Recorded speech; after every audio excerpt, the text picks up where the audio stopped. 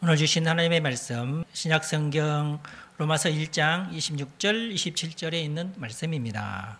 계시의 말씀을 읽을 때 하나님의 음성을 들으시기 바랍니다. 이 때문에 하나님께서 그들을 부끄러운 욕심에 내버려 두셨으니 곧 그들의 여자들도 순리대로 쓸 것을 바꾸어 영리로 쓰며 그와 같이 남자들도 순리대로 여자 쓰기를 버리고 서로 향하여 음욕을 불릴 듯하며 남자가 남자와 더불어 부끄러운 일을 행하여 그들의 그릇 때문에 상당한 보응을 그들 자신이 받았느니라. 아멘. 교회여 일어나라. 이런 제목으로 말씀을 전하겠습니다. 로마서를 우리가 오늘 읽었는데요. 인사말하고 서문을 빼고 나서 이제 본론으로 들어가는 초입입니다. 지금 이 본문 말씀이 이게 이제 초입부터 동성애 이슈로 로마서가 시작되고 있어요. 동성애는 사실 인류 역사를 볼 때에 어제 오늘 얘기가 아니고 인류가 있을 때부터 동성애는 항상 이슈가 돼 있었었는데 그리스 로마 시대가 제일 동성애가 심한 시대였지 않았나 그렇게 생각을 저는 합니다. 물론 이제 지금의 이슈와는 다른 어떤 그 이유에서 성행을 했는데 뭐 이유에 어떻든 그 이제 핑계에 불과하고 변명거리밖에 안 되죠. 그럴듯한 변명거리를 만들어 가지고 그러니까 동성애는 항상 그럴듯한 변명을 만들어내고 그런 부끄러운 짓을 하는 거예요. 제가 이제 필리핀 갔을 때도 필리핀의 동성애가 아주 심하거든요. 왜 그럽니까? 물어봤더니 핑계가 아주 별것도 아닌 핑계인데 거기 다 빠져들어가요. 아주 어렸을 때부터. 그러나 기독교가 로마의 국교가 된 이후로 동성애자들이 차츰 사라지게 됐습니다. 이게 뭘 말합니까? 동성애는 유전이 아니다. 당시에는 그리고 사람이 우상인 그런 시대였어요. 자기의 우상을 만들고 동전에다가도 자기의 형상을 넣어가지고 우상화를 시키고 그랬죠. 신처럼. 그리고 각종 유명인들의 조각상이 난무했는데 그때 시절의 조각들은 다 나체 조각입니다. 여러분 미술사 보시면 나오잖아요. 그때 시대에는 그랬어요. 그게 뭐 그 미술적인 관점에서 아름다움을 표현하기 위해서 그런 게 아니라 사회 전반적으로 그런 어떤 나체 숭배 이런 것이 있어서 그래요. 동성애 어떤 풍속. 특별히 이제 신화 속의 인물들은 전부 나체상으로 나오잖아요. 신화 속의 인물들이라면 제우스 신 뭐 그래서 각종 신들 있잖아요. 12신들, 12신보다 더 많죠. 세밀하게 조그만 그 큰 신 말고 자그마한 신들도 많았잖아요. 요즘에는 이게 이제 영웅 숭배 사상으로 전달이 돼요. 인간과 신들의 차이는 뭐예요? 신들이나 인간이나 다 똑같은 짓거리들을 하는데 악하고 더러운 짓거리들을 하는데 신은 영생한다는 그런 내용이 이제 그리스 신화에 있는 거예요. 신은 안 죽어요. 사람은 죽어도. 거짓말입니다. 근데 그리고 이제 그리스 사람들은 아름다운 신체에는 신이 깃든다. 이런 이상한 믿음이 있었어요. 몸매가 좋으면 신이 깃든다. 그래서 어떤 여자가 누군지 잘 모르겠는데 하여튼 엄청난 범죄를 저지르고 이제 법관들 앞에 서서 이제 공개 재판을 받는데 그 여자의 변호인이 갑자기 여자의 망토를 확 벗겨서 근데 몸매가 너무 아름다워. 그러니까 거기 나와 있는 심판관들이 전부 넋이 빠지고 저 여자는 무죄야. 다 무죄를 선언했대요. 왜냐하면 아니 저 여자는 우리가 볼 때 신이 깃들었다. 이 신이 깃든 여성을 어떻게 처벌을 하느냐. 무죄 방면. 한 실제적인 역사적인 사건이 있어요.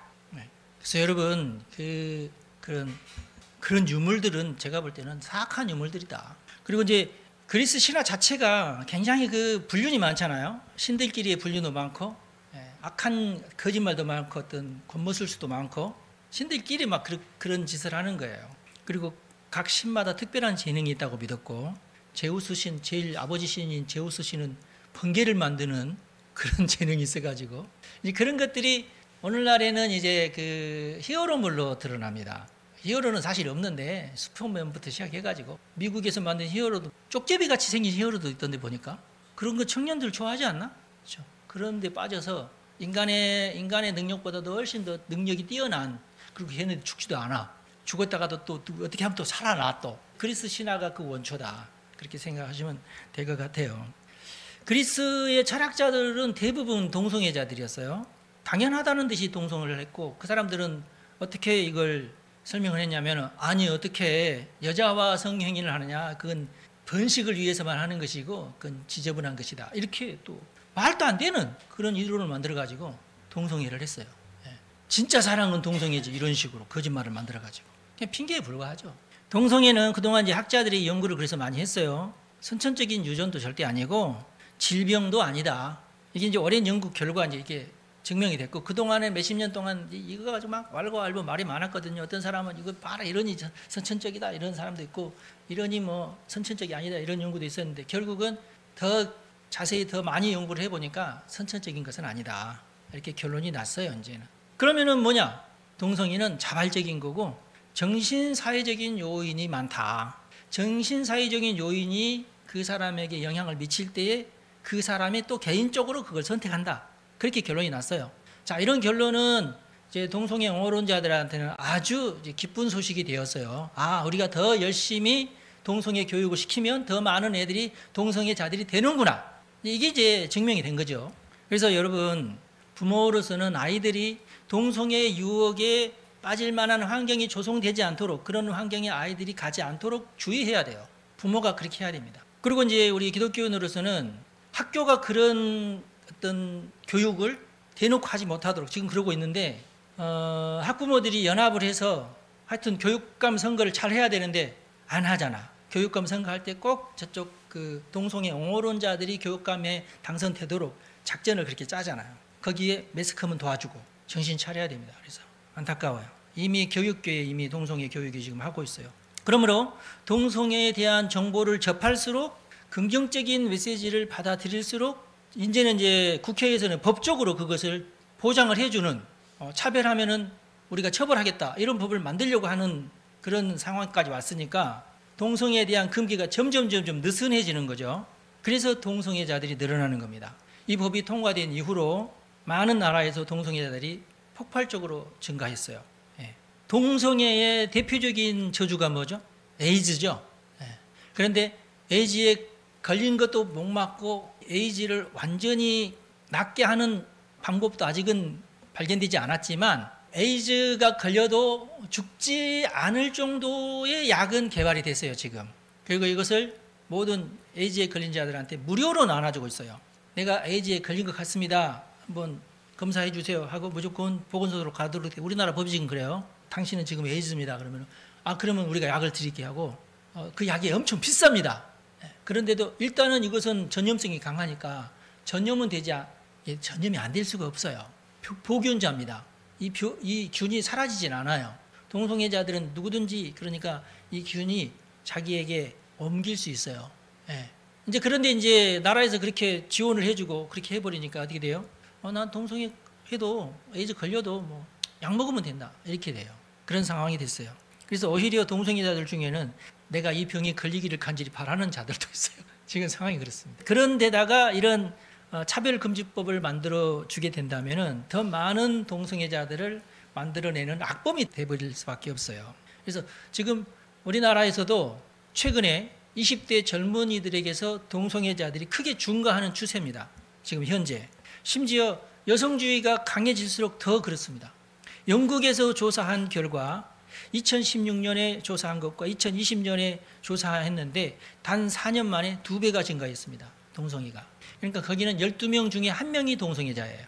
그런데 모든 동성애자들 중에 당신은 양성애자입니까? 그러니까 남자도 사랑하고 여자도 사랑합니까? 네, 나는 그렇습니다 하면서 87.3%가 양성애자라고 그랬어요.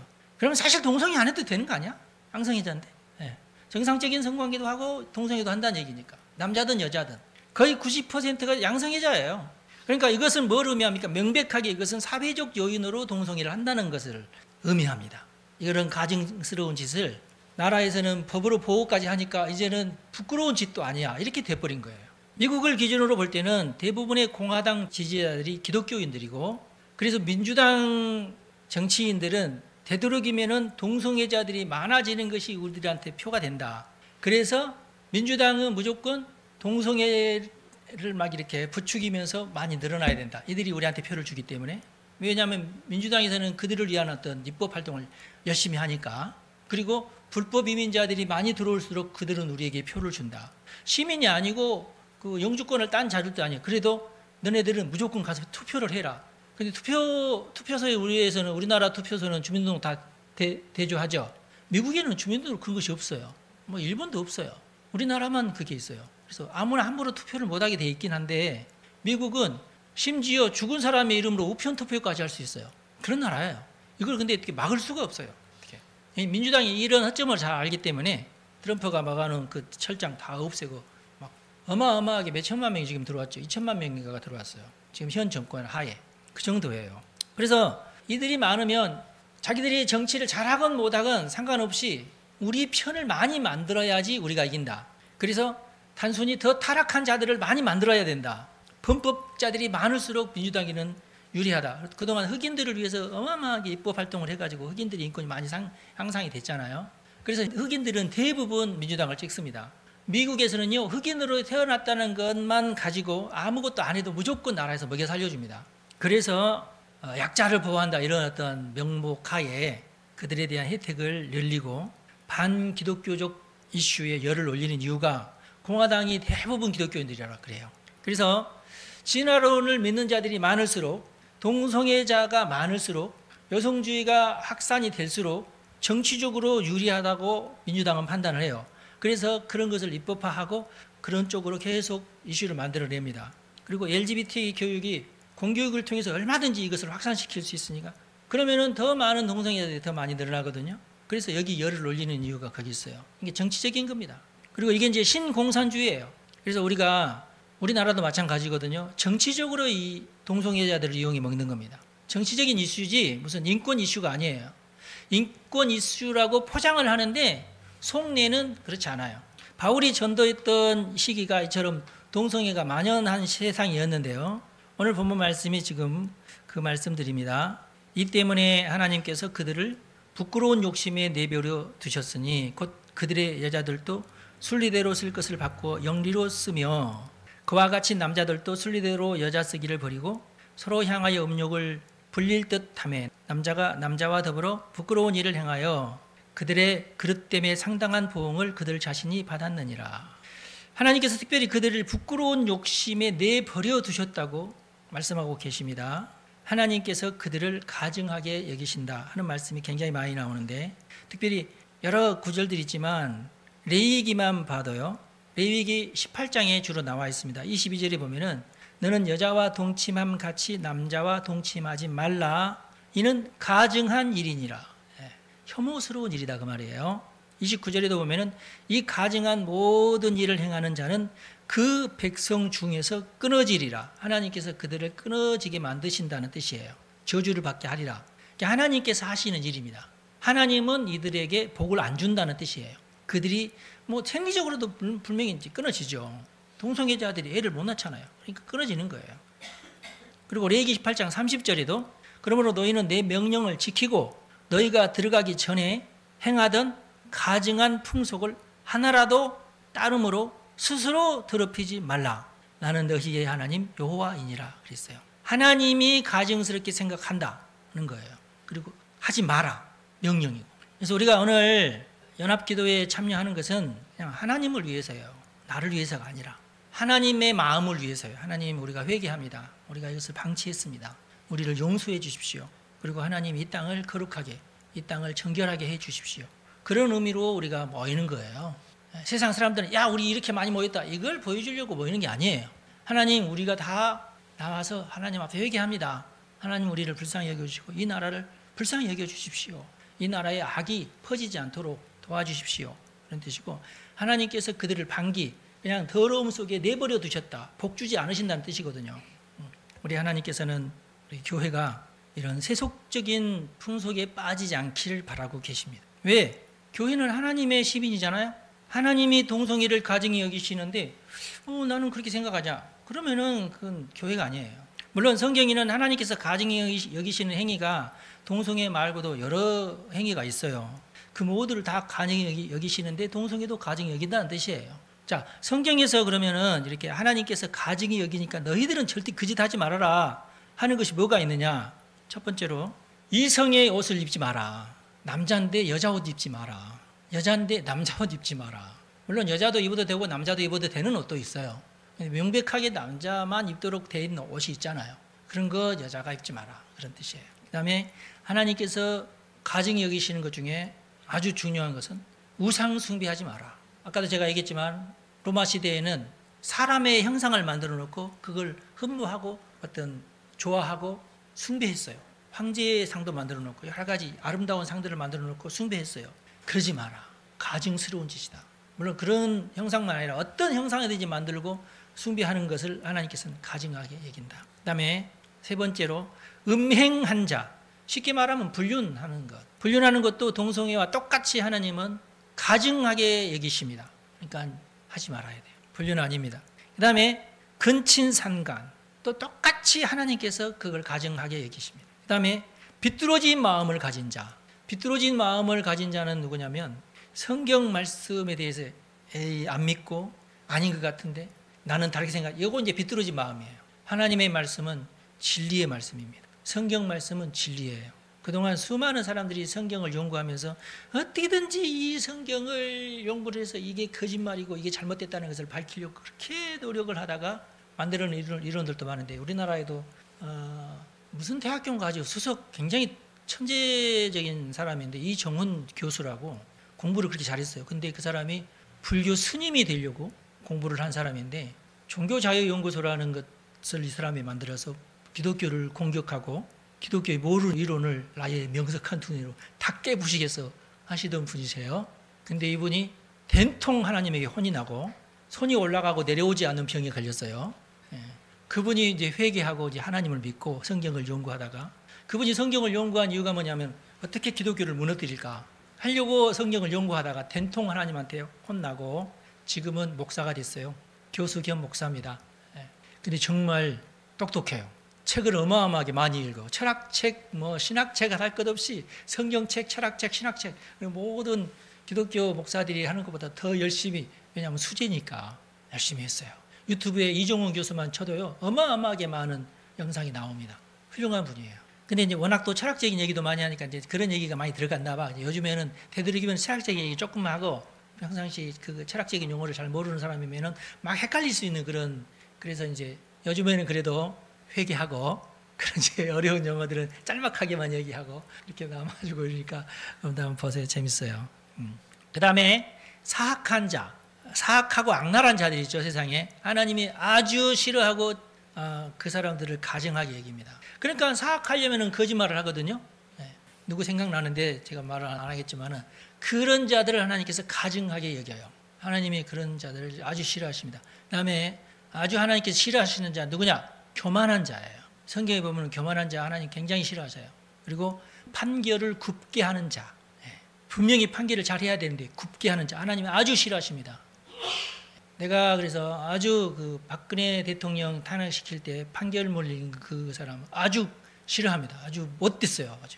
탄핵 절차 자체가 완전히 불법이에요. 법리적으로. 탄핵 절차 모든 절차가 다 100% 불법이에요. 그래서 변호인들이 이런 상황이면은 이것은 변호할 필요도 없다. 저 사람들은 지금 완전히 지금 불법적으로 지금 판결을 지금 끌고 가고 있다는 것을 헌법재판소에 가서 이렇게 변론을 할 때 그걸 느끼고 저는 사퇴한 이유가 그겁니다. 야, 이건 아니다. 이유가 그건데도 불구하고 저 사람들은 어떻게 반박을 할 수가 없어서 사퇴했다는 식으로 생각을 하잖아요. 아니에요. 헌법재판소가 아예 이것을 탄핵 인용 쪽으로 그냥 그렇게 방향을 정해놓고 재판을 했어요. 그래서 내가 그렇게 흥분했던 것입니다. 죄도 아닌 것을 죄로. 이미 다 알려졌는데도 그때 범법했던 자들이 정치계에도 수두룩한데도 어느 한 사람은 회개하는 사람이 없어요. 이건 악한 거예요. 이게 판결을 굽게 하는 거 이거 자체를 하나님 아주 가증스럽게 여기신다. 지금 국회에서 지금 말도 아닌 지금 법을 제정하려고 하잖아요. 이게 가증스러운 짓이에요. 이 자체가 가증스러운 짓이에요. 국회의원들이 다 하나님께서 복을 내리시지 않고 하나님께서 다스리셔야 돼. 이런 것들. 우리가 할 수는 없지만 하나님이 하셔야 됩니다. 근데 이 모두가 하나님께서 가증스럽게 여기는 모두가 사실은 도덕적인 영역에 속한 것들이에요. 몰래 할 수 있는 것들이에요. 그리고 오늘 27절 말씀에도 분명히 뭐라고 기록되어 있어요? 그들이 그릇 때문에 상당한 보응을 자기 자신이 받았다고 되어 있어요. 가증한 짓을 하는 방금 제가 읽어드린 가증한 짓을 하는 모든 자들이 다 하나님의 보응을 받습니다. 절대로 그들이 잘 되지 않아요. 교회는 어떻게 해야 됩니까? 그들을 비난할 필요도 없어요. 다만 무엇이 하나님께서 가증하게 여기는 것인가를 우리가 잘 알고 그것만 외치면 됩니다. 우리의 싸움은 창과 칼이 아니고요. 거짓에 맞서서 진리를 외치는 것이 우리의 싸움입니다. 이게 우리의 사명인 줄로 믿습니다. 하나님은 가증히 여기지만 나는 나하고 상관없는 일인데 이건 기독교인이라고 하기는 좀 힘들죠. 그래서 국회의원들 앞에서 하나님이 가증하게 여기는 것을 제정하지 말라 하고 외쳐야 됩니다. 그리고 하나님이 가증하게 여기는 것을 행하는 자는 반드시 하나님께서 벌 주신다는 것도 외쳐야 됩니다. 만약에 이것이 그럴 일은 없겠지만은 정말로 우리나라가 동성애자들이 정말 창궐하게 되면 이 나라는 필리핀이 돼요. 될 수밖에 없어요. 그동안 교회가 정치에 참여하는 것을 극도로 꺼려왔는데요. 지금 그게 지금 전반적인 분위기인데 그 결과 오늘과 같은 사태가 벌어졌어요. 많은 저야 뭐 하도 오랫동안 시끄럽게 떠들어서 미안할 정도로 조금 여러분들에게 얘기했지만은 시대가 그래요. 지금 이것을 떠들지 않으면 안 될 그런 시대가 되어서 그러는 거예요. 그래서 우리는 정신 차리고 어떤 그 투표에 임하고 어떤 악한 것을 퍼뜨리는 자가 교육감이 되든지 국회의원이 되지 못하게 해야 돼요. 거기에 우리가 힘써야 됩니다. 근데 지금 우리 이번에 그 교육감 선거 새로 할 때도 투표 참여율이 뭐 20몇 % 그래요. 이건 말이 안 되는 얘기야 지금. 오늘 우리가 함께 하나님께 기도하고 하나님의 기적을 갈망하는 시간이 되기를 원합니다. 한국교회가 영적으로 연합하게 해주십시오. 교인들이 바른 삶을 살고 복받게 해주십시오. 하나님이 기뻐하시는 일이야 복을 받아요. 그렇지 않아요? 하나님 살아계십니다. 하나님이 가증하게 여기는 것을 우리는 배격해야 돼요. 하나님께서 너희들은 거기 가서 그들을 절대 살려두지도 마라. 그렇게 말씀하셨어요. 왜? 너희들이 거기 오염될까 봐. 우리는 절대 이런 악한 것에 오염돼서는 안 됩니다. 그것이 여전히 영원하신 하나님께서 우리에게 바라는 바다. 여러분 축복합니다. 다 하나님의 말씀대로 삽시다. 기도하겠습니다. 하나님, 우리 성도들을 축복합니다. 하나님이 가증하게 여기시는 것을 어떤 이런저런 인간적인 핑계를 대면서 엉뚱한 얘기하지 않도록 도와주시고 우리가 그렇게 세속화되며 물들지 않도록 우리를 도와주시옵소서. 어제 예수 그리스도 우리를 위해서 모든 죄를 대신 지시고 십자가에 달려 돌아가셔서 너무나 감사합니다. 우리는 죄를 지었음에도 불구하고 구원받을 길이 열리지만은 이렇게 가증한 상태로 있는 자들에게는 다른 방법이 없는 줄로 믿습니다. 아버지여, 우리 하나님께서 한국교회를 불쌍히 여기시고 한국교회가 떨치고 일어나서 하나님의 복음을 더 강력하게 전파할 수 있도록 은총을 베풀어 주옵소서. 온 세상이 엉뚱한 길로 가고 있지만 우리 하나님 대한민국만큼은 지켜주시어서 이 땅이 참으로 하나님께서 복주고 싶어 하시는 나라가 될 수 있도록 주여 은총을 베풀어 주시옵소서. 우리 성도들을 축복합니다. 말씀에 순종하고 하나님을 소중히 여기고 하나님의 마음을 깊이 이해하며 하나님의 말씀에 순종하는 우리 성도들 다 되게 하시고 그로 인해서 복받게 하여 주옵소서. 우리 주 예수님의 이름으로 기도합니다. 아멘. 여러분 축복합니다.